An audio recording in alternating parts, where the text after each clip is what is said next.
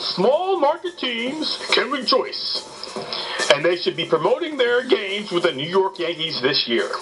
Because this year, they will be getting revenge for all the times the New York Yankees used them as farm teams. This year, the Yankees are very beatable. This year, they're down about 125 home runs from players who left. That's 125 home runs.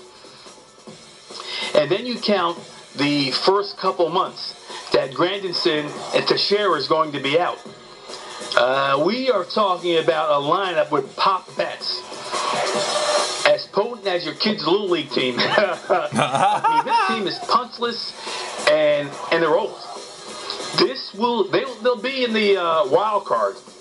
I think they'll be in the wild card hunt most of the year, kind of hovering around the lower tier.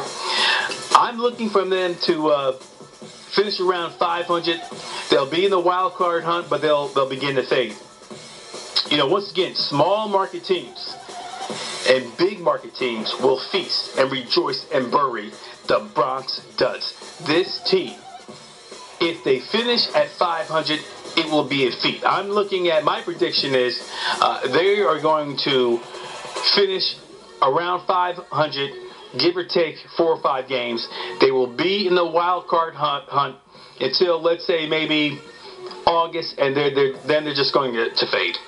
So, once again, small market teams, all the teams that the Yankees have used as a farm system to get their players who these teams will develop the players and then become free agents and the Yankees would get them, or you had those teams who couldn't afford them and the Yankees would sign them in a trade.